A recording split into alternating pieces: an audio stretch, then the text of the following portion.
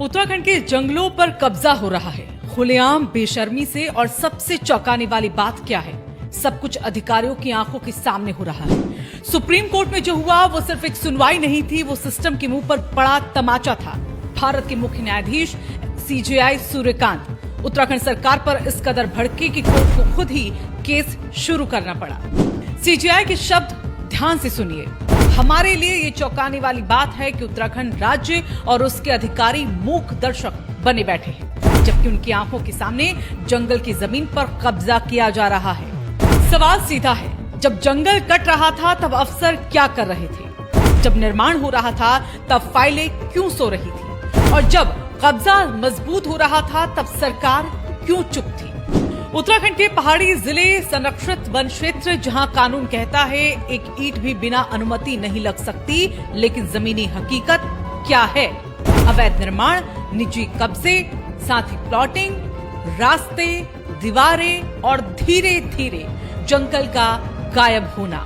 मामला जब supreme court के अवकाशकालीन पीठ के सामने पहुंचा तो बेंच ने एक सेकंड भी नहीं लगाया। CJI सूर्यकांत और जस्टिस जॉय माल्या बागची की बेंच ने साफ कहा, अब बहुत हो चुका। कोर्ट ने तुरंत आदेश दे दिया, जंगल की जमीन पर हर तरह का निर्माण तुरंत रोका जाए।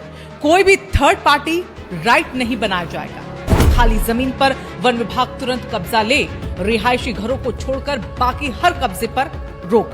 यानी साफ शब्दों में अब ना ईंट लगेगी, ना दीवार उठेगी, ना सौदा होगा। और यही नहीं रुका कोर्ट। CJI को सूर्यकांत ने उत्तराखंड के मुख्य सचिव और प्रधान मुख्य वन संरक्षण को आदेश दिया, एक फैक्ट फाइंडिंग कमेटी बनाई जाए। ये कमेटी बताए कितनी जमीन पर कब्जा हुआ, कब से हुआ, किसकी नाक के नीचे हुआ और किसने आंखें बंद रखी। और ये रिपोर्ट कोर्ट के सामने रखी जाएगी। CJI ने साफ कहा, हालात को देखते हुए तुरंत न्यायिक दखल की जरूरत है। यानी कोर्ट को कहना पड़ा, अगर सरकार नहीं जागेगी तो अदालत को जागना पड़ेगा। ध्यान दीजिए, ये मामला कोर्ट की छुट्टियों के पहले दिन आया, लेकिन जंगल की हालत ऐसी थी कि कोर्ट छुट्टी पर भी चुप नहीं बैठा।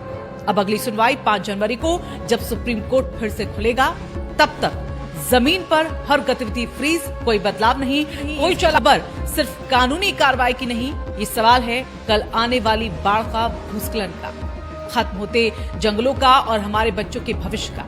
आज जंगल पर कब्जा होगा तो कल पानी कहां जाएगा? पहाड़ कैसे टिकेंगे? शहर कैसे बचेंगे? और अब जाते जाते कुछ सवाल जो हर उत्तराखंडी के दिल से निकलते हैं कि क्या जंगल की जमीन पर कब्जा बिना राजनीतिक संरक्षण के हो सकता है? क्या अफसर वाकई मूक दर्शक थे या जानबूझकर चुप थे? जिनकी जिम्मेदारी थी जंगल बचाने की, क्या उनकी जिम्मेदारी तय होगी? क्या सिर्फ कोर्ट के आदेश से कब्जे रुकेंगे या जमीनी स्तर पर भी कार्रवाई होगी? अगर सुप्रीम कोर्ट दखल न देता तो क्या ये कब्जे ऐसे ही चलते रहते? जाते जाते आपसे अपील, अगर आप भी मानते हैं कि देवभूमि के जंगल बिकने नहीं चाहिए, अगर आप भी चाहते हैं कि उत्तराखंड सिर्फ नाम से नहीं असल में देवभूमि बना रहे, तो इस वीडियो को आप लाइक कीजिए, ज्यादा से ज्यादा शेयर कीजिए। नीचे कमेंट में बताइए आप क्या सोचते हैं, किसकी जिम्मेदारी बनती है। और ऐसे ही हार्ड हिटिंग जमीनी और